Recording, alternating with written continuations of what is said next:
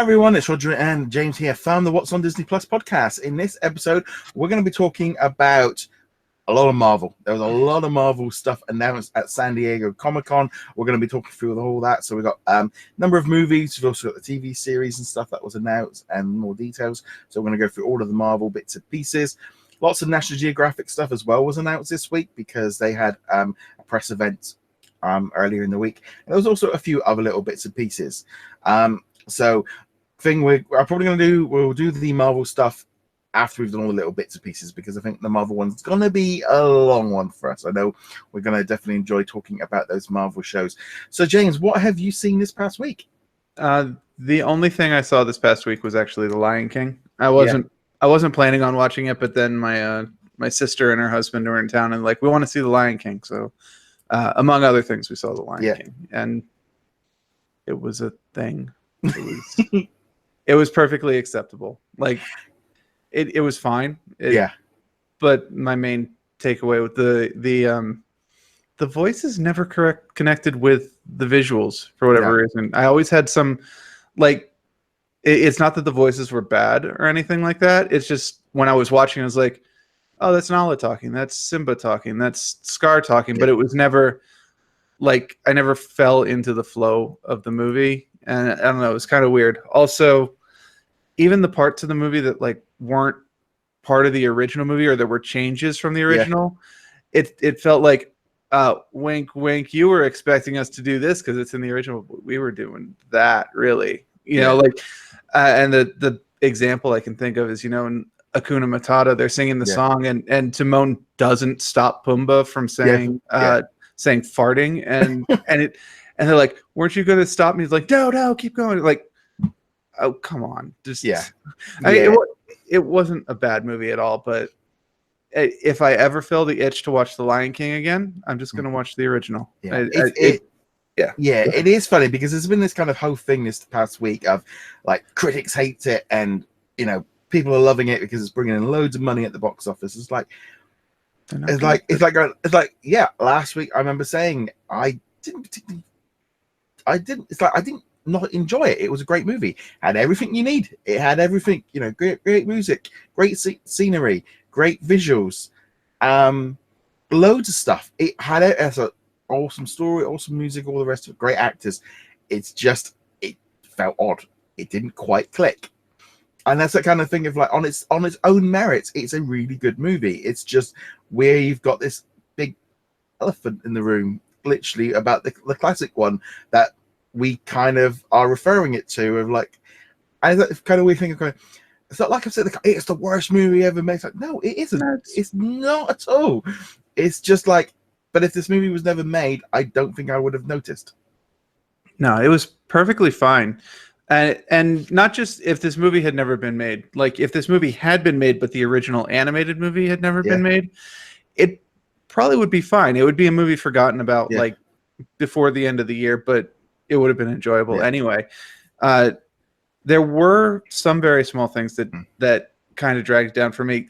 I really like John Oliver, but I did not like him in this movie because it was basically just John Oliver playing John Oliver pretending to be Rowan Atkinson, and that one didn't quite work for me. His jokes fell for me. And Timon and Pumbaa, I didn't like them. I don't know if it was the voices. I don't know if it was the changes to their lines. I don't know what it was. I didn't like them. I know Pumbaa was Seth Rogen. I don't know who Timon was, but either way, I did. For whatever reason, both of them I did not like. The only good thing was at least a movie that Seth Rogen was in that he wasn't playing a pothead. That was the he actually had to change his character a little bit. I'm not sure that he did, honestly. No. We do not know what Pumbaa was doing off scene, so we're not going to follow that thread. No, it was just this kind of weird thing of it's great. I know the box office numbers dropped a lot the second week going into it. It wasn't a huge surprise. So many people went and saw it the first week, and I think it was at an opening weekend event kind of thing. Also, this past week, Spider-Man: Far From Home and Aladdin both went over $1 billion at the box office. This was kind of a litmus test or something about the Spider-Man movie, was that if they needed to get it above there's this rumor circulating that it needed to be over $1 billion for Sony to kind of hit their targets. And now they're all like, yeah, they're going to extend that contract now that they're actually the money that they're pulling in on these Spider-Man movies. They're going to continue that sort of, which is great. I mean, like I said, that's going forward. The next big, yeah. No, go ahead. I was gonna say the next big movie, obviously at the cinema, we've got the racing car one with a dog. I can't remember the name of it. And then Astra. We got a couple of Fox movies. The Disney's. There's no more. We got Descendants 3 coming out, I think, next week on the Disney Channel. So that will be that's definitely going to be a big one, I think, as well. With obviously with the actor passing away just before it. I think that's going to be a big thing for this one. But yeah, Disney have left it wide open. I think Maleficent 2 is the next big one in October, isn't it? Yep. Yeah, and actually, I think the trailer was in front of The Lion King. I had seen that trailer, but I think it just kind of immediately pushed it out of my head, and it looked better on the big screen than it did on just YouTube or whatever. I mean, I'd probably end up watching it, but I mean, the first one left very little impact on me, so I'm not super keen on it. But the trailer looks good, so we'll see. I'll be honest, I haven't watched a lot this week. I had a killer migraine one night, which pretty much knocked me out. Or one night of the week I didn't even see, and the other night I just couldn't really concentrate, so I didn't really watch much at all. So yes, I've had a really light week of just like hardly watching anything because I've just been busy doing bits and pieces. Yeah, that's unfortunate. These things do kind of happen. I think before moving on, it's worth noting not this weekend, not this weekend that we're in right now, but the last weekend. At least the top 3 movies at the box office in at least in the States were The Lion King, Spider-Man, and Toy Story 4. So it's been a heck of a summer for Disney. I just remember I did have a day off because I was ill, and I was saying I didn't watch anything, and then I go, no, you did. I did 5 episodes of Luke Cage back to back from season 2, so I did actually watch a lot of. It was like, but I've instantly forgot about it. So well, that tells you plenty about the season. But nevertheless, let's get into some news. So, like I said, we are going to do the Marvel stuff at the second half because I know that one's going to go a bit long. So let's just run through some of the news. Some of the stuff is going to be quite quick. So a quick one that came in on Friday was a book called Challenger Deep by Neil Susterman. That one was apparently being turned into a project for Disney Plus. We don't yet know if it's a movie or a series, or if it's animated or non-animated. Will McCormack, who worked on Toy Story 4, is doing the script. You got Underground, Trevor Engelson, and Josh McGuire producing the project, along with Justin Springer, who also worked on the live-action version of Dumbo. I'll be honest, I tried to find out what the description of this book was, and everywhere I went gave me the same synopsis. I can't quite work out. Apparently, he wrote it for one of his children that had mental illness, and this is kind of what this whole book is about: is like mental illness. Like I said, don't really know much about it. I'm liking it. A, it's original. B, if it does some stuff for mental awareness, even better. Obviously, we're very much in the early stages of this one, but I thought that was definitely a cool thing to start off with. Yeah, I have no idea what the book is about. I know that Challenger Deep, just the term refers to the deepest point of the ocean. But what it means for this book, other than what you mentioned, I don't have a clue. So I do also appreciate it. It's a new story. It's a different story. It's not yet another announcement of, well, we are going to go back to our 1980s movie and turn that into a series or whatever. But yeah, it's something different. If it is about mental awareness, and just from the cover blurb of the book, that does seem the case, plus the description you gave. I think this is actually probably a good way of going about it, though. You know, it's announced, it's a thing, and then when it finally does come out, we'll just be like, oh, right, that thing, and we'll watch it pretty much completely blind, no idea. And that's if it is about mental awareness, if it is about a journey through the mind or what have you. That might be the best way to do it. So we'll see. But it sounds interesting. And this is a good thing with Disney Plus. It's allowing Disney, I think, to flex some muscles a little bit with creative side of things, of making movies that will appeal to us at home, but won't necessarily get us out of our seats to go to the movies and watch them, because they know that that's the key thing. But that is a good bit of news that came out this week. Also, Muppet Babies 3 was renewed for the 3rd season on the Disney Junior channel. So the 2nd season is just coming up. So for the kids stuff, that's great.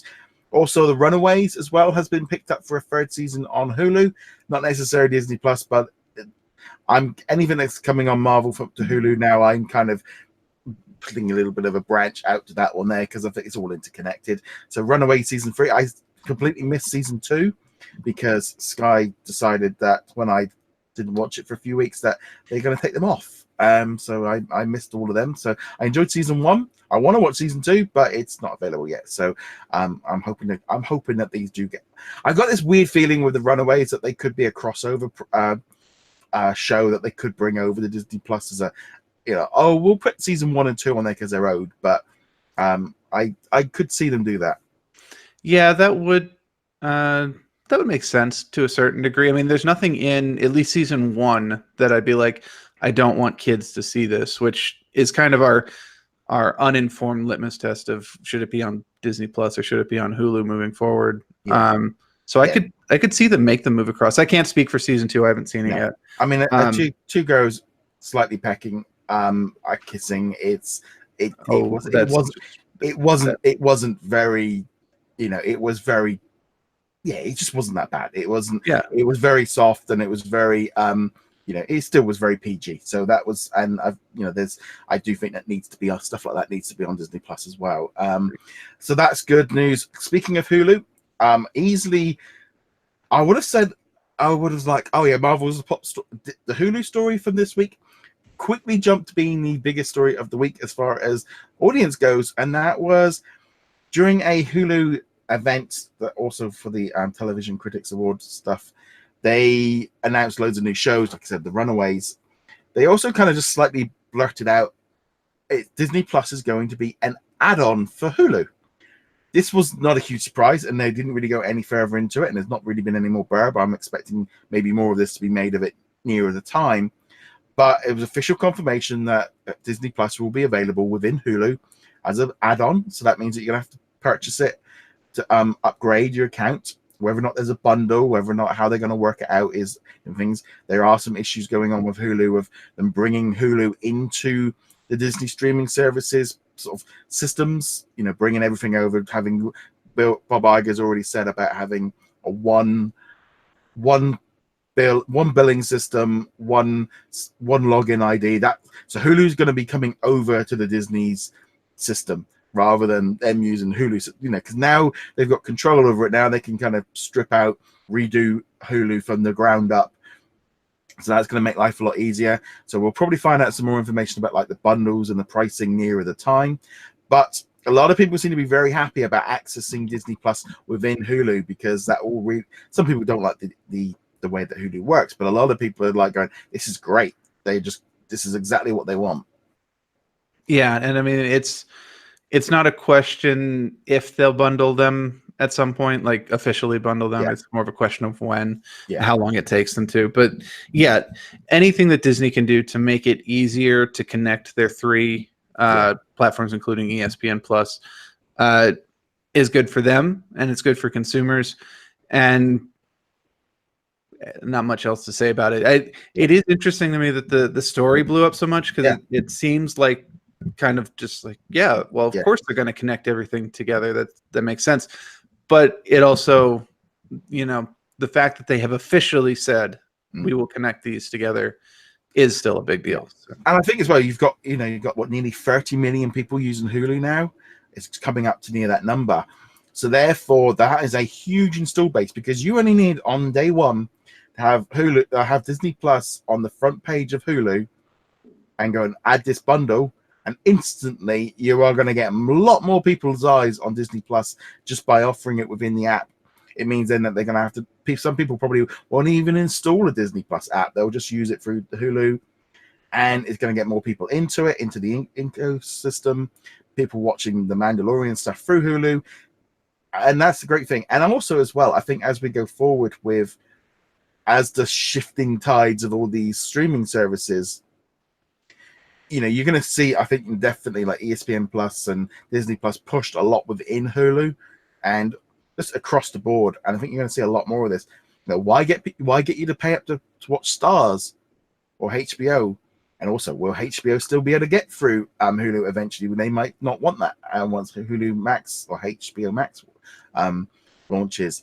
Things are all changing, and I think you're going to see these bundles. And like we said, people don't like the price of Netflix and HBO Max, but Disney are going to get there the other way of bundling it together to get to that price. But you feel like you've got more control over it because of the bundle system. Yeah, I have nothing to add on to that. It's just that thing, isn't it? If you've got Hulu Basic and Disney Plus, you're going to be looking at around about $12 for the two. You're obviously going to have the ads on Hulu, but that looks such a more enticing offer because you're going, well, not only have I got Hulu, I've got the add-on compared to the other networks, which are going to be a lot more expensive than that. And I think it's just so smart for them. You can see where they are going. Of Disney Plus is going to be a bolt on, not only to anybody else of whatever if you don't have Hulu, but that bolt on to Hulu is going to be a big selling point, and it's got to bring in there's going to be so many people watching Disney Plus through Hulu. Absolutely. I mean, we kind of get caught up in the idea that Disney Plus is going to sell itself, but making it conveniently accessible within something that millions of people already use, of course, it just makes it even easier. So yeah.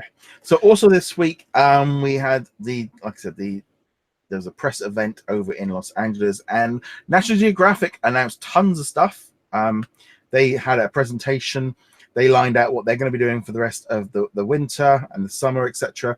Lots of different shows. So they've got Expedition Amelia, which is all about the ocean search for the Amelia Earhart, and that's going to be coming to the National Geographic show channel on October the 20th. It's a 2-hour special. We don't yet know what's going on with Disney Plus in terms of how quickly shows are going to appear on there. They did talk a little bit about there. They're very excited about the idea that National Geographic is getting out to a big audience, that it's part of Disney. They are working on some exclusive shows. They're working on more shows. But I've now got the view really of anything that National Geographic puts on there will come to Disney Plus eventually. It might not necessarily just be the same day and day. It could be, we don't really know. They're still very light on details of how quickly things are going to be flowing through there from TV to Disney Plus. And so I'm just going to continue to run through these. So we've got, like I said, Expedition Amelia. We've also got a new scripted series based on Guess of Ayatollah, which is, they've picked up a novel for that on there, and that'll be created by the producer and showrunner of Genius, because they do quite a bit of drama stuff as well, which I'm very interested in. Well, yeah, and we talked about, and we might even talk about a little again in a second, is like The Right Stuff and things like that. Yes. Coming out. So we've also got celebrity guests were announced for Brain Games and Running with the Wild. Both of those shows have been confirmed for Disney Plus. We don't know necessarily with Brain Games over the new one, but he did say back in April that Brain Games was coming to Disney Plus. All the old episodes, so the new series is coming as well. Running Wild with Bear Grylls, that was shown on the slide, so that's good. So these shows are coming to Disney Plus for sure, and there's lots of different celebrities in there. We got like Ted Danson, you've got Meghan Trainor, you got Kirsten Bell, Rebel Wilson. They're all going to be on there.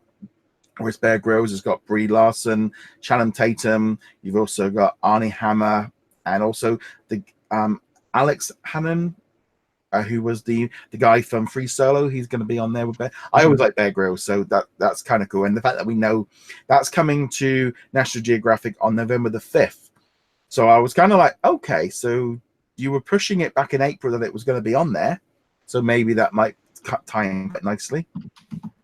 We've also got there was new trailers for The Right Stuff and Baskins, which are their two drama series. So I know The Right Stuff was something that you really like the look of.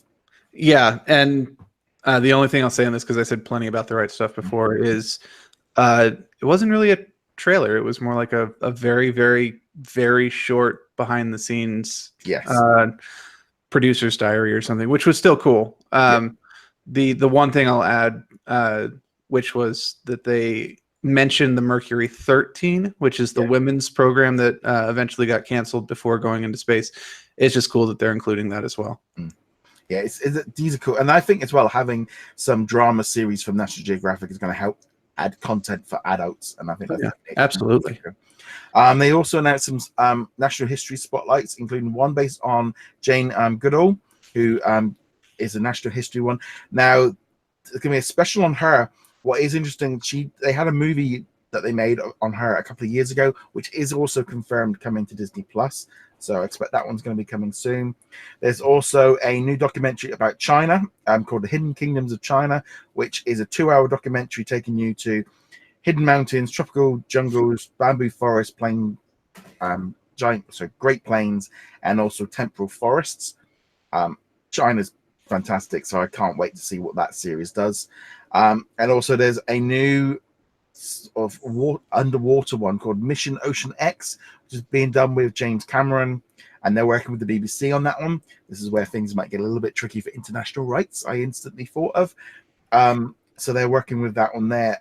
Again, just lots of different bits and pieces for National Geographic, and this is, I keep kind of going back to this. If I put these stories up, I can tell people's interest in National Geographic at the minute is still kind of quite light because I don't think they've necessarily connected the dots. But I think once this stuff starts hitting Disney Plus, us adults are really going to enjoy having this whole breadth of information and documentaries and drama series that's not aimed, Muppet Babies. Am I going to sit down there and watch that? No, but a 2-hour documentary about China, and the same thing goes obviously for kids. Kids might not want to sit down and watch a 2-hour documentary about under the sea, but they might want to watch The Little Mermaid. Yeah, it's the great a little bit of everything for everybody. And I don't know, sometimes there might be times I want to watch Muppet Babies, but I think more often than not, I will be kind of like, I need to fill some time here. Yeah, sure, we'll go see what the bottom of the ocean looks like here. Yeah, it's definitely an interesting thing going forward. I kind of what they were talking about. I'm liking the fact as well that National Geographic are doing all these drama series.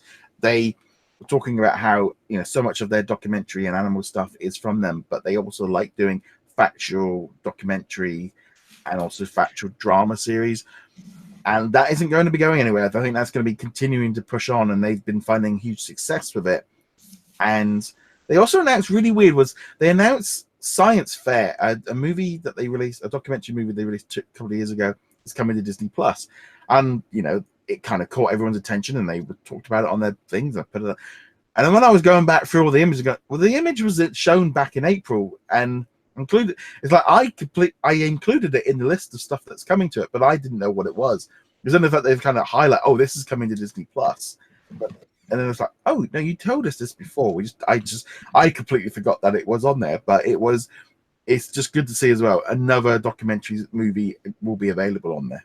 Yeah, and as many as they can get is always good.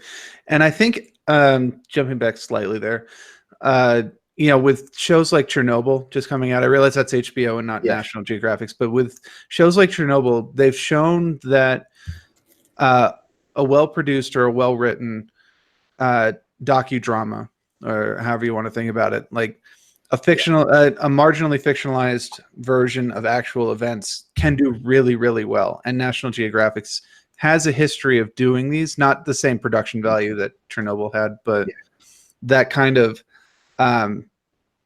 we're teaching you something, but we're doing it in a way that you're more used to. Like you could, if you really wanted to, you could pretend like Chernobyl is a Game of Thrones style thing where it didn't actually happen, but it still makes for a very entertaining story. Hopefully people do realize it did happen, but that's not the point. Yeah, but I also think as well, it's obviously telling the story, it's a lot easier for us to follow them when they do it for a documentary style where this happened and then this happened and here's some footage. People react differently to like a drama series because you're feeling it through the characters and the actors and the rest of it. And I think as they go forward of having this ongoing battle with Netflix and Comcast and HBO Max and Apple TV Plus, having these big ones will be there. Going, we've got some big heavy hitters as well. They've got that side of things as well, which is what they need. They don't want to be class. We're Disney Plus. That's just for the kids stuff in Star Wars and Marvel. But no, you've got to, the National Geographic stuff is kind of I put it on the same level to me as the Discovery. You know, Discovery are launching their own streaming service and going, well, National Geographic are kind of doing it within Disney. National Geographic probably on its own could have had its own service with the amount of content that they've got. They probably could have. I mean, the one concern for both National Geographic and Discovery, of course, is that they go the way of the reality television. Like Discovery Channel, at least when I was growing up, was the place to see all of the really cool documentaries and television shows and stuff. And then it slowly kind of morphed into like the Real Housewives of Los Angeles County kind of stuff. That's not one of their shows. I can't remember what their shows are, but it was that kind of like fake reality show, which I can't remember if like things like Storage Wars and stuff like that would be on Discovery Channel, or History Channel or whatever. And as long as these streaming services, Discovery is included, actually, you know, go with what they're supposed to do, which is learning, teaching, finding interesting stories. Now, whether they do that in a Chernobyl style or a Attenborough kind of like, and then the lion hunted the antelope and all that kind of stuff, you know. But yeah, that's what I want from those is when I'm done with a National Geographic show, I want to be, oh, that was interesting. I knew nothing about that before I watched that. And now I know more about it. So, well, I think it's definitely a good, interesting thing of how they're teaming up with the BBC. Obviously, National Geographic do it. Discovery are doing it a lot with BBC. I'm currently watching a series over here called Serengeti, and it's BBC, but it's got John Boyega, who is obviously Finn from Star Wars, doing the voiceover, and it's being told much more like a story, the similar kind of like Disney nature style of like dramatizing what's going on with it. Very different kind of presentation, but I'm watching it and I'm loving this series. And you know, I think, you know, when they work, well, it's like that ocean thing. The minute you say you're working with the BBC, for me, I was like, yep, you've just jumped up a huge step in terms of what's coming in. So I'm looking forward to all this stuff. But that's all the National Geographic stuff that kind of, again's gone over all the news that's non-Marvel. But now let's jump into the meat and two veg of the episode, and that is Marvel. San Diego Comic-Con last weekend, big panel presentation, hour and a half show. The clips have been coming out, little bits and pieces since then, you know, and man, did they hit that phase 4 coming straight out the bat. So let's just go through first before we go any more details. Sorry. Okay, so first off, we've got the Eternals coming to theaters November the 6th, 2020. That's going to be starring Angelina Jolie. You've also got Richard Madden. You've also got Salma Hayek in that on there. I don't know the Eternals at all, so that's going to be interesting to see where that one goes. That'll be followed by Falcon and the Winter Soldier coming to Disney Plus in fall 2020. Interesting, it slipped back to fall 2020, so we ain't getting any Marvel new stuff on Disney Plus for well over a year nearly. And that's looking pretty good. Then we got Shang-Chi and the Legend of the Ten Rings coming to cinemas on February the 12th, 2021. Obviously, with these movies, expect 6 to 8 months afterwards for them to be on Disney Plus. WandaVision coming in spring 2021. And they also announced, is it Tiona Paris is going to be playing out the grown-up version of Monica Rambeau, or is that how you pronounce her name? Who we saw first in Captain Marvel. Oh, and he's muted. That's right. He's got his microphone on mute, so I can't. Yep, sorry about that. Yeah, I've always pronounced it Rambo, but I don't actually know, because I don't think they ever actually said her last name in Captain Marvel, so we don't have an in-universe explanation for it. And also the interesting thing with this one, I'm going to just skip over the next, is that Doctor Strange and the Multiverse of Madness. That'll be an interesting crossover event. Doctor Strange and the Multiverse of Madness is hitting cinemas on May the 7th, 2021. And it's going to be like the first horror movie from Disney and Marvel. But it's also going to be interconnected with the WandaVision show. And because she's going to be on it, and it's going to be connected directly with this movie. So that really kind of caught a lot of people's attention of, you know, the multiverse and what's going on there. They've also said Loki is going to be coming to Disney Plus in spring of 2021. So I imagine that's going to be coming quite either before or after WandaVision. So they're quite close together. What If is an animated series coming in summer 2021. And they pretty much got all the voice talent from the MCU except for Captain America and Iron Man by the looks of it. They've also got Hawkeye coming to Disney Plus in fall 2021. This has been rumored for ages, but this one's great. It's also going to be introducing Kate Bishop to the MCU. Followed shortly afterwards by Thor: Love and Thunder, coming on November the 5th. And we'll bring Mighty Thor back. And also they're going to be bringing in Lady Thor, or however they want to, Jane Foster as Thor. Black Widow will be the first one to come out. That'll be coming out, Black Widow, May the 1st, 2020. And I think this is very much about the case of setting up the new Black Widow because of Florence Pugh playing Yelena, who obviously eventually becomes the Black Widow in the comic books. So that's like a nice new generation. And then the big surprise was the one that nobody had, nothing. It was the only thing that seemed to be kept secret. Blade. That's going to be coming, but that one's going to be coming in Wave 5. And speaking of Wave 5, just as he was about to leave the stage, they announced that they've got Black Panther 2, Captain Marvel 2, Guardians of the Galaxy Volume 3, and they're also going to be working on Fantastic Four and the Mutants. Just as he's literally just leaving the stage, he's like, I'll just drop that there. I'll be dealing with this later. So that was a load of information there coming in on Marvel. So James, what did you think of that presentation? Obviously, I enjoyed it quite a bit. I would have liked to have had information on some of those sequels that we already knew about, Captain Marvel, Black Panther, etc. I know why he did it that way. But yeah, obviously the stuff they announced is pretty cool all around. Seeing Black Widow get her own movie right around the corner. I mean, it's 2020, but it's still very fast turnover from what we are aware of. Nothing super standout except for Natalie Portman coming back, playing Jane Foster, and that they will be doing the female Thor storyline. That was like the biggest. Ooh, I'm definitely excited to see what that is. And then of course Scarlet Witch popping into the second Doctor Strange movie. But yeah, I mean, we weren't really expecting any proper news about, say, the X-Men or the Fantastic Four. Of course, it was nice to have them drop that, yes, we are in fact working on them. And it probably would have been a little bit muted if they had announced it because of everything else. Yeah. But it would have been nice. They said they haven't even done any casting yet, so it'll be a while before we get any of that. Yeah. I mean, I think for me, this presentation, essentially this is just 2 years worth of shows and movies.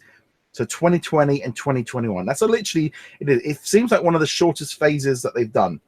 And he said it's all about new beginnings. It's not about, it very much feels like they've starting from scratch. They're bringing in some new characters, Shang-Chi, the Eternals. But to me, this was something that really was catching on after the event, was a lot of people talking about Disney Plus after this event. And a lot of people going, they just literally launched Disney Plus for Marvel fans in here because this is Disney Plus, this is Disney Plus, this is Disney Plus, this is Disney Plus. Half the presentation was Disney Plus exclusive shows. I know the interest from the Disney Plus side really pushed up because this wasn't like, oh, this is Agents of S.H.I.E.L.D. and the Runaways. It was like, no, here's four, the next four movie, and here's Loki. It was like they were on the same level, same stage. They were being treated identical. They are taking it seriously, and a lot of people noticed that they were really pushing Disney Plus with this presentation. Well, WandaVision was probably the big one with this directly ties into.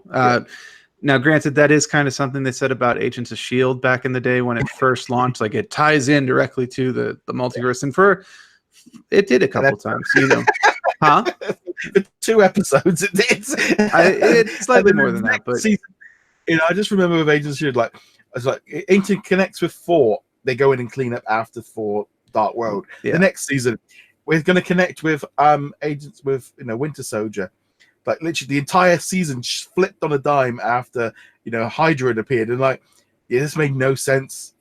I'm really dying. I think this is where we're going to see so much better connection because they're making it themselves. I just was blown away with just how they presented these shows on the same level Mhm. of those movies.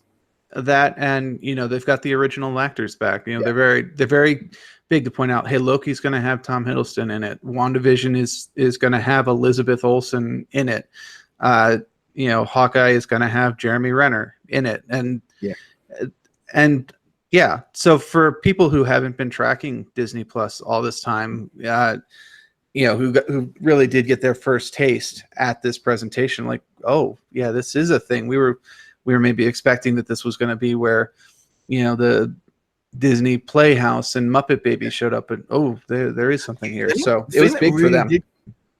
The only thing that really caught my attention really was, like, you think from fall 2020 till fall 2021, 5 seasons. Even if you take out What If, that's 4 series.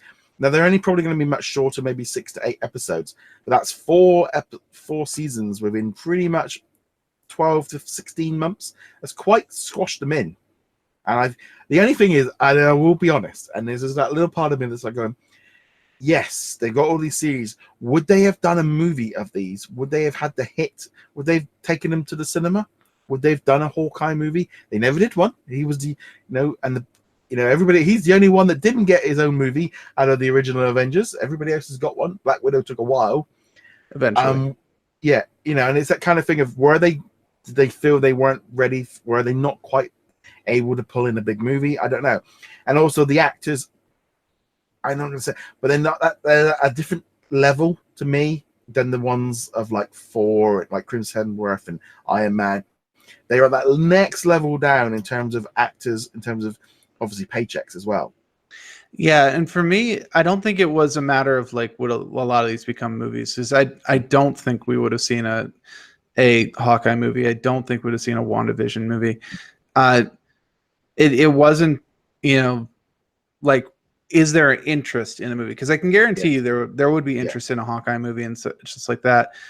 It's like, but where do you slot them into the schedule? You need to keep pushing forward. You don't want to overwhelm the movie market too much. I mean, it's already saturated. Some say oversaturated.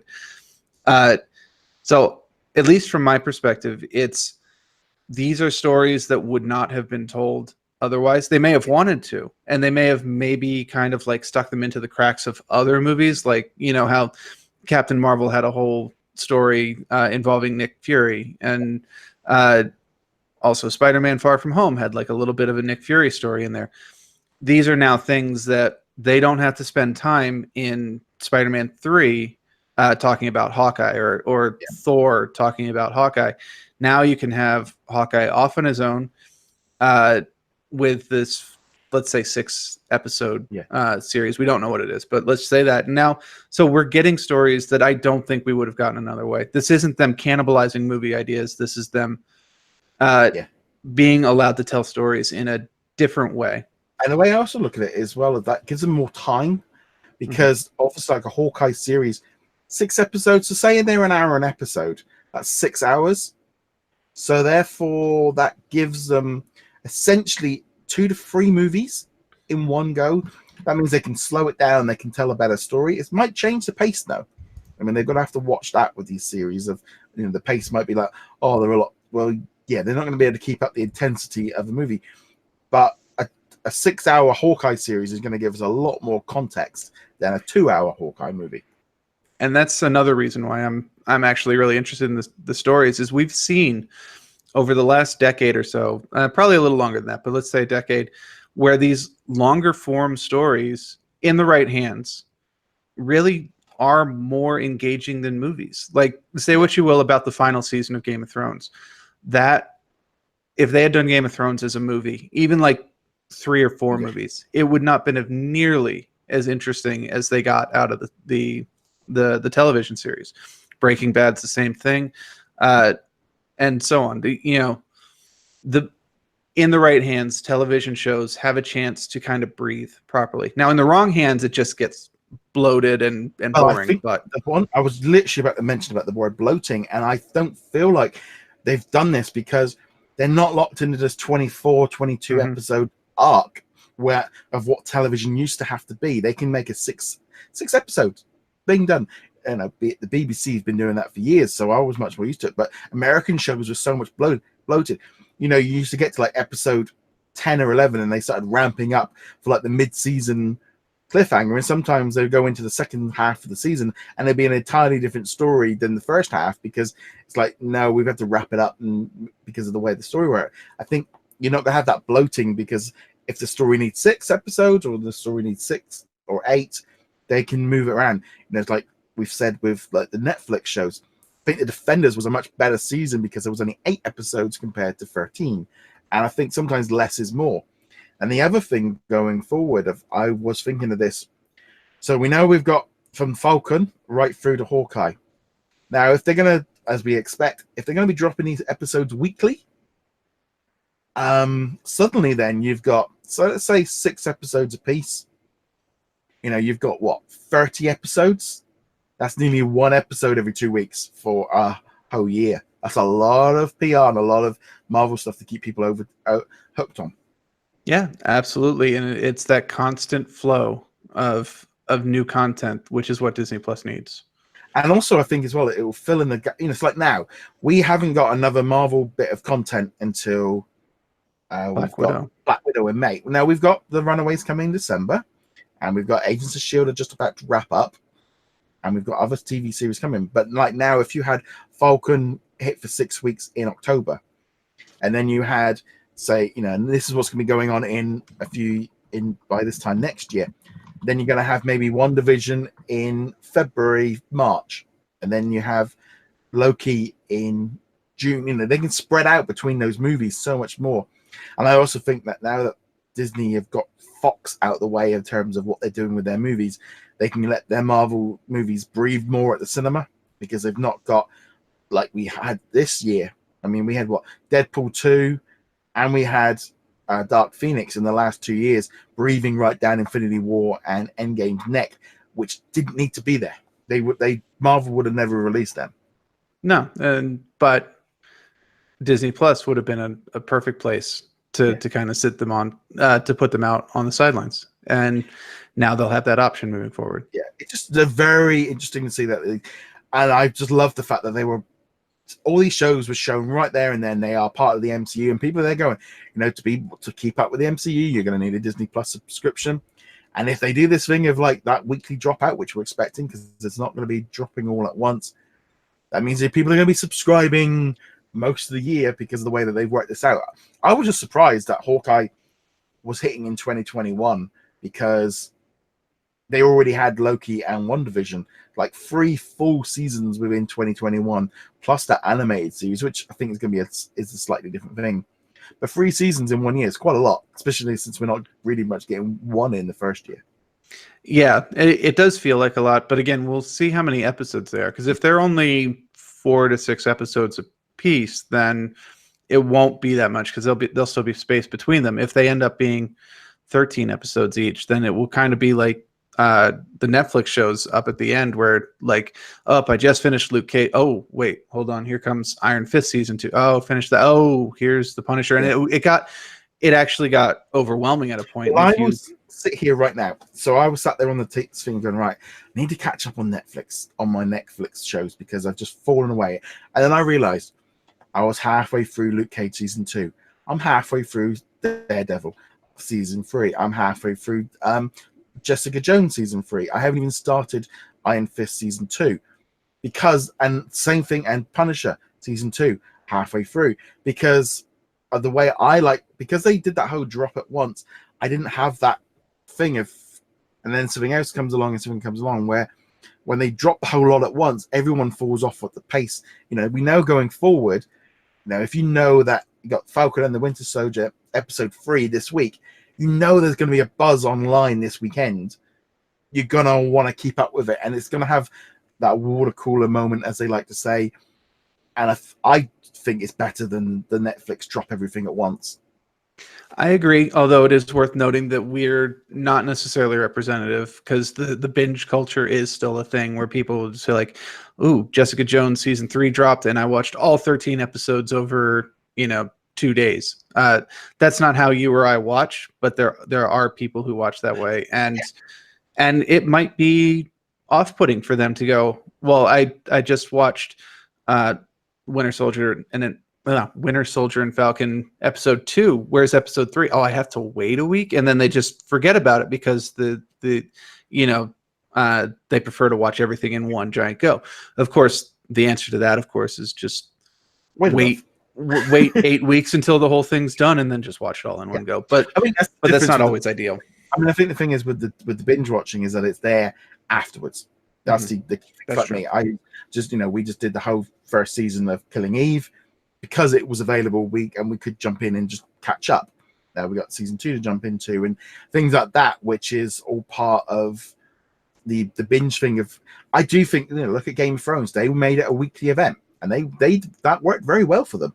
They're having that water cooler moment of people watching it each week and leading up to the cliffhanger and the finale and all the rest of it. And it's like Stranger Things. Yes, I binge watched the whole season 3 over a weekend, but I know I didn't do that with the last 2 seasons. It was the fact that I think it was a shorter season right at the time when there was very little else on. I do think this is great, and it just seems that lineup was just.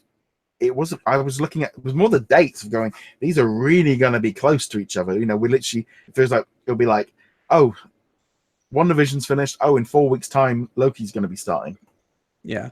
Well, you mentioned the dates, and I think that's another interesting point too, where if you release them on traditional television, you're kind of bound by the seasons idea because you always have, all the new shows on all the channels are coming out at roughly the same time. Yeah. And then they'll be halfway through the season when the shows that didn't make it get canceled, but now they're scrambling to fill spots, and there'll be some mid-season things. And then the season ends for all the shows, and we do the whole cycle over again.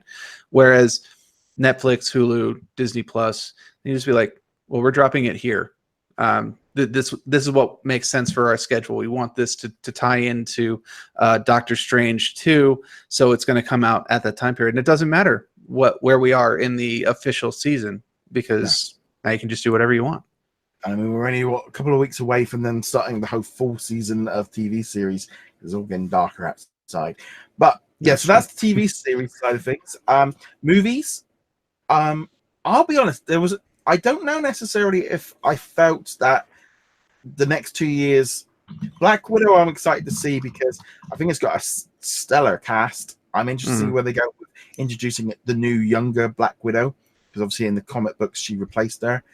And I think Florence Pugh bringing like a young Black Widow, I think could be that will set her up. That will set Black Widow up for 10 to 15 years plus. Lots of action movies, lots of TV series, because she's done a lot of TV as well.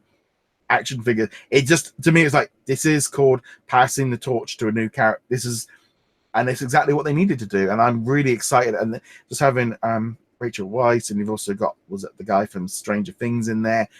I think that movie's jumping out to me, and apparently it's going to be a bit more like Bourne Identity, that kind of spy movie. Yeah, and this is the kind of the strength of Marvel comic movies moving forward. We saw this in older quote movies, like where you had a traditional superhero, and then they're like Ant-Man. It's a heist movie. You're like, wait, what? How do you do a heist movie? And now you're kind of seeing, well, superhero by itself isn't necessarily a thing. You can do all sorts with this. And now we're doing a Black Ops spy movie with Black Widow, with a character you already know. And we'll see how they do with it. But I think people are willing to accept it's a superhero movie, but it's also Jason Bourne or Red Sparrow with Jennifer Lawrence from a couple years ago. And I'm full in on it. Yeah, so you've got a lot more knowledge of Yelena. I'm calling her Yelena. Yeah. But, you've got a lot more knowledge of that character. Yeah, and she was a character, I want to say early 2000s, and she was meant as a replacement for the Black Widow. But of course, in comics, you don't properly get replacements. You can replace Steve Rogers as Captain America. You can replace Natasha Romanoff as Black Widow, but they always come back. Yeah. But that's not necessarily true here, because no matter if you want to go back to, Scarlett Johansson, Black Widow, she might not be available. She might want to put the character behind her. She might be getting too old to play the character. That's, still down the road. But, it's a factor they have to consider. And we saw that at the end of Phase 3, where Robert Downey Jr. is pretty much done with the character, Chris Evans is done with the character, and so on, and they just have to give in to the facts. And I would rather them do a passing of the torch rather than a recasting for these major characters. And they kind of did it a little with Spider-Man Far From Home, with Peter taking on Tony's mantle, or people at least trying to force him to take on the mantle, which we talked about last time, and I'm not keen on the way they were doing that. This is a chance. Black Widow is a chance for them to show how they can hopefully do it properly. Now, there is a chance that Yelena will not become Black Widow. Once it became obvious that people weren't willing to accept a new Black Widow in the comics universe, they brought Natasha back, and Yelena actually kind of became a villain character for a while. I'm not sure her current status, but we'll see what they do with the television show. Yeah, it's that weird the thing. movie. Yeah, well, they could even make a TV series with her. It's but they can put her into the new Avengers, into the movie as an extra character. And I also don't necessarily think of maybe in 10 years' time they bring Iron Man and Steve Rogers back and they recast them. Now it's like, well, actually, it's been nearly 10 years and these guys are all in their 50s and 60s. We have brought them back in, but enough time has gone past and they start, because you almost feel like now that the MCU is going to be this constant rotating thing, because it's just, and you are going to have actors that have appeared at some point. We've already seen that with Blade, where you're playing Cottonmouth and now he's going to be playing Blade. We're going to be seeing this, so I think but they need to flux over. The one that really caught my eye was Shang-Chi and the 10 golden rings, the 10 rings, which is a reference to the Mandarin. That was the key thing, really. There's a lot of people kind of going about how the fact of the Mandarin's going to be coming in, the real Mandarin, he's not going to be the fake version, and the fact that it ties right back to the original very first MCU movie. This one's going to be a tough sell, I think, from getting people to look at this one. But it depends, they come out like a full-on martial arts movie. This could be massive, or it could be odd. I'm really looking forward to it because I'm like going, I don't know this character. I love martial art movies. I love the Mandarin stuff. Yep, this is straight up what I'm going to be looking forward to. But this one could be a hard sell for people. And I think it will depend largely on how much they lean into the superhero side versus the martial arts side. Yeah, if they do this as like a Jackie Chan or Jet Li style martial arts movie with the focus on entertaining combat, I'm all in on it. And I think the fact that they're putting the 10 rings into the title doesn't actually mean very much, because I think the majority of moviegoers probably don't even know that the 10 rings were referenced in the first Iron Man. They don't know that the Mandarin is traditionally connected to the 10 rings, because I don't think the 10 rings got name dropped in Iron Man 3, or if it did, it was a very small plot point. And the idea that there is a real Mandarin out there was only established in one of the one-shots that was on the Blu-ray disc. I think it was called All Hail the King or something like that. So yes, obviously, people a little more connected to like, wait, we've done this story. We've got the Mandarin. What are we doing with the Mandarin? Why is the Mandarin in a Shang-Chi story? Other than the ethnicity connection, there is nothing between these two characters at all. But we'll wait and see. It's like, literally the last one on the list, right? Or is like Eternals behind it? No, Eternals is coming in November 2020. Shang-Chi is coming in February 2021. Okay, so there's one after it. And then it's going to be Doctor Strange, and then it'll be 4. Right. Okay, so it's the risky one of 2021. It looks like they're still doing that. We're going to do the one obvious the movie that people will recognize, Black Widow. People know who Black Widow is, and then we're going to attach the Eternals onto the end of the year. And here's Shang-Chi, but don't worry, Thor and Doctor Strange, who you do know are right here, which has worked very well for them in the past. And let's be honest, they have shown, you look at Black Panther, Captain Marvel, all these characters. If you went back 10 years ago and we were there going, all these movie characters, everyone would have been like, Captain Marvel who? Black Panther who? Guardians of the Galaxy who? No one would have known these characters. They're mainstream now because of these movies. So we're going to go. are you serious about this Ant-Man character? Yeah. What the heck is this? You know, Yeah. and I remember people saying it back then, and it's the appropriate reaction. In Guardians of the Galaxy, of course, there's a tree. There's a tree and a raccoon. What is this nonsense? I know when I took my dad to see Guardians of the Galaxy Volume 2, and he was like, I said, you did see number 1, didn't you? Well, I think so. And it's like, there's a tree. Yes, Dad, there's a tree that talks. Well, obviously you did not see number 1 then. Right. But yeah, but that's Shang-Chi and the Eternals this time around. Yeah, the Eternals, I've again no knowledge. I'm probably more interested in these 2 movies than the other ones because they're new.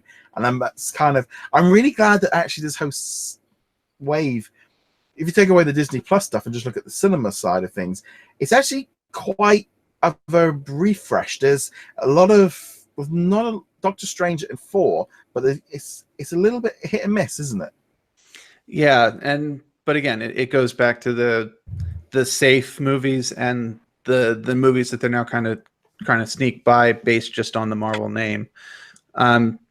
We'll see. And the cast they announced for the Eternals is pretty impressive, so they have that going for them too. Yeah, it was. Yeah, I mean, Sam Hayek. You've got the guy from Stuber. Not Drax, the other guy from Stuber. Yes. Yeah. They can do that crossover at some point. And then they've also got the guy from The Bodyguard as well. He's been in lots of bits with Richard something.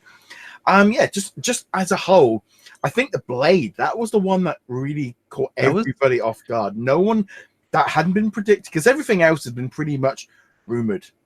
You know, well, not even rumored. A lot of these had been announced just a long time ago, and we didn't know for sure if they were still in the plans or not. But I mean, the Eternals had been announced previously. Shang-Chi had been announced previously, but now we have dates and confirmations and stuff like that. But yeah, you're right. Blade was like, and if we're being honest, I would have expected Blade to be like a Netflix style show. Yeah. You know, maybe on Hulu nowadays. But yeah, this one, it's just totally a surprise, which is good. And the thing is that got a lot of people as well. Is like, because I said to a few people at work, like, "Oh, the Blade movie." And like, Blade, is he Marvel? You know, they didn't realize Blade was a Marvel character. You know, they've seen the Blade movies with Wesley Snipes. It's like, oh yeah, so you're gonna how introduce vampires and stuff into the the MCU. It's gonna mix things all up a bit. I can't wait for the Morpheus / Jay Leto one would have been a bit different. The Jay Leto tie over. And Ryan Reynolds. This just kind of, I think the idea of like bringing him in, and they were very kind of quick afterwards, I think, of sort of saying that he's not coming in. This is wave 5, but I think they just wanted to get that out there and I think it makes sense. Get ahead of the rumors, because this is, I think, the big problem of why they were holding back for San Diego Comic-Con, of why things like the Eternals and Shang-Chi was all like getting leaked out early and the castings were coming out, was because they were having to hold off on those announcements for San Diego Comic-Con because of Endgame. And Endgame like really lodged them into a slot where they couldn't really talk about anything because they had to wait till that was over. And now that's all gone, I think we'll probably start seeing the announcements a little bit more free flowing. Yeah, and I mean, we even saw it with Endgame where people were like, oh, but Peter or Spider-Man died in Infinity War, but we already know he's got a movie right after, because Far From Home, of course, we'd already seen trailers of that, and like, oh, well, this undercuts the entire thing. And like, not really, actually, at all. But if they had formally announced dates and stuff for, Black Widow and these other movies, or Black Panther 2 or Guardians of the Galaxy 3, you can go, well, obviously they're coming back. Black Widow, actually, now that we've seen Endgame, would have actually kind of been like, wait, what? How are you doing that? I still feel like that movie should have been done before Endgame. It still feels like the timing was a little bit off. It almost feels like you gave her the send-off and now you're giving her a solo movie. I think, again, it's just because of like Wonder Woman, they finally kind of like, maybe this character, there might be actually something in that we can do. It definitely feels like they were like, we want to do this, and they've been pushing to do it, but they weren't sure when to do it.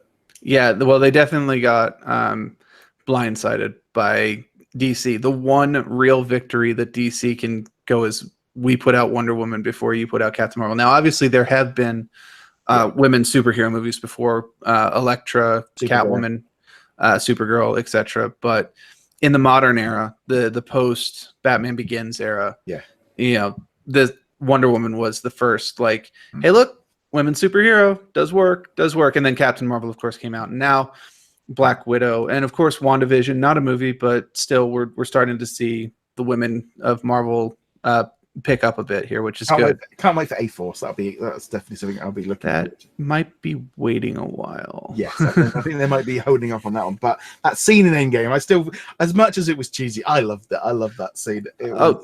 It was such a back-patting moment. Like, hey, look, we do have women. But it was still a great scene. Yeah. It was such a transparent, like, hey, ladies, we didn't forget you 10 years later. Yeah. But it was a cool scene. I like it. It's still that kind of thing. Like, that was a really cool scene. I loved it. It's like, hell, I would love to see that movie. And it's just that kind of thing, I think, of going forward. There was so much excitement. And this is just 2 years worth of TV and movies. I think the TV's really bumped up what we've got to look forward to. I mean, the MCU is just packed for the next 2 years. The only thing is now is we've just got to wait to 2020. The rest of 2020, the rest of 2019, we got zilch. We're done now on the MCU for what? We got nearly 7-8 months now with no MCU content at all. To be honest, I'm actually kind of like that. I think it needed a little bit of a break. It gives people a chance to miss it and to get over the superhero fatigue that we've been hearing about for years and years. And a lot of people were like, Endgame is the end point, and Endgame is where I can get off this crazy ride. It was awesome while it was there, but now the story is finished. And then Far From Home came out and people were like, oh wait, there are actually still good stories left. But now you get that break. There's no DC movies coming out, there's no Marvel movies coming out. You kind of let the superheroes calm down. When you've got the Joker, let's not talk about the Joker. To be honest, I actually expect the Joker will be a solid movie, because what's his name? Joaquin Phoenix is a really good actor, and the pedigree of the movie is really good. But it's also not part of the DCU. It's a completely separate thing. And honestly, it sounds like if you disconnected it from Batman, it would still be perfectly fine as a movie. Yeah. But we'll wait and see how that one goes. I'm not counting it because it's not part of the DCU.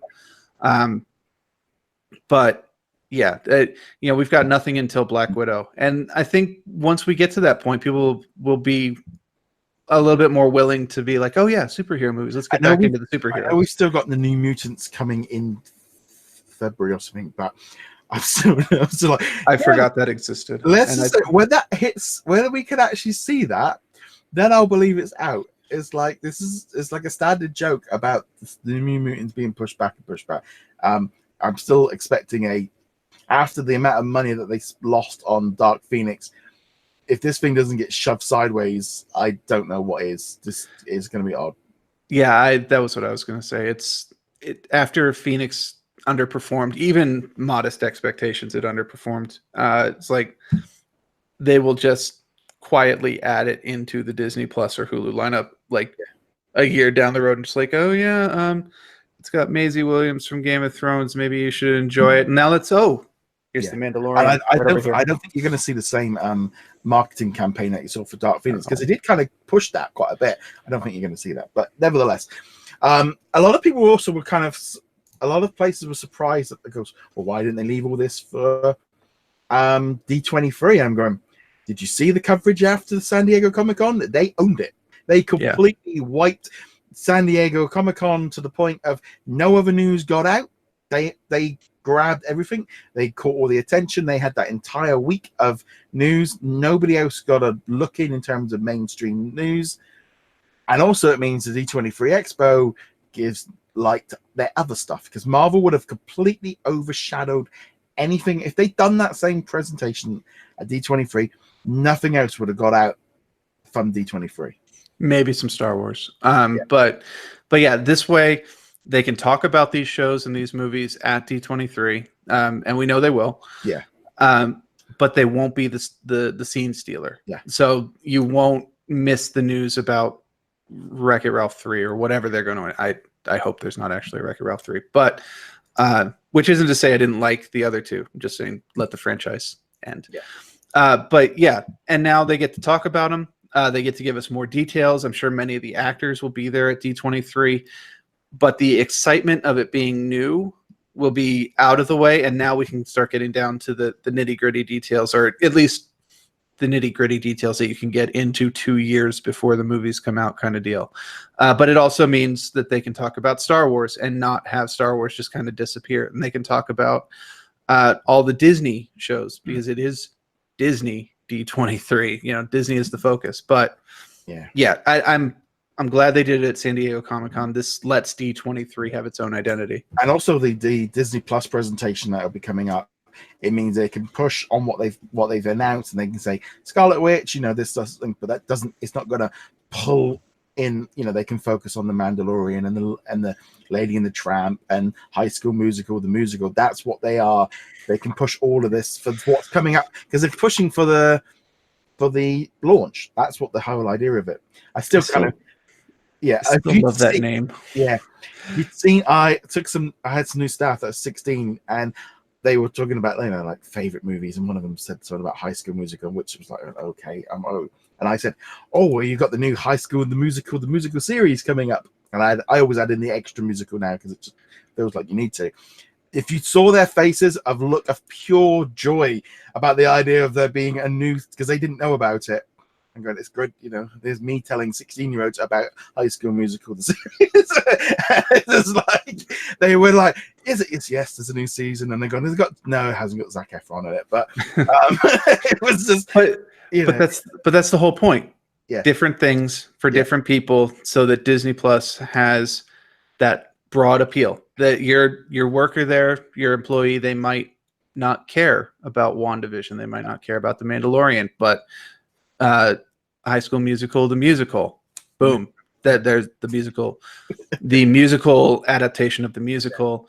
That's their thing, and that's the thing that makes them go, ooh, well, at least for a month I'm going to watch Disney Plus, and then they might find other shows, and that becomes an annual subscription. That's the Disney's goal. And on that, they've actually just filmed, they just finished filming this past week. Did they really? Also, I think, was it Kenny Ortega? He got a walk on star on Hollywood Frame. He was behind the original movies and stuff. They were pushing that quite a bit as well this week.